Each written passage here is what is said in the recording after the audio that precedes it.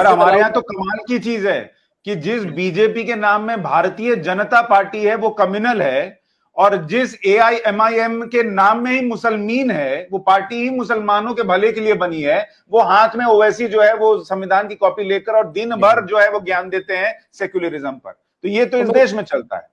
नहीं अब उसमें एक चीज और जोड़ देता हूं कि हम्म। ओवैसी का छोटा भाई कहता है कि 15 मिनट के लिए पुलिस हटा दो तो हम पूरे भारत के हिंदुओं से साफ कर देंगे, हिंदुओं को खत्म कर देंगे।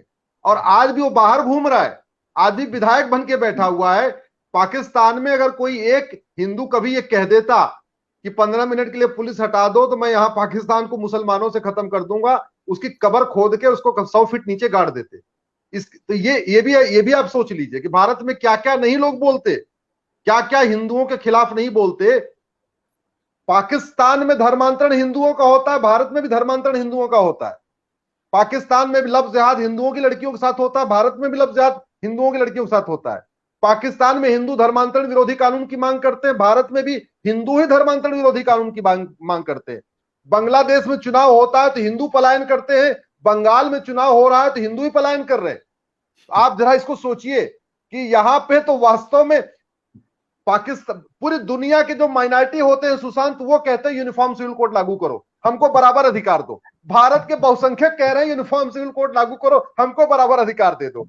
ठीक है, तो आप जरा इसको तुलना करके देखिए। यहां तो उल्टा चल रहा है, हिंदू कह रहे हैं जितना मुसलमानों को दिया उतना हमको भी दे दो, जितनी छूट उनको दे रहे हो हमको भी दे दो। तो उनको तो स्पेशल प्रोटेक्शन मिला, उनको ज्यादा चीजें दी जा रही है।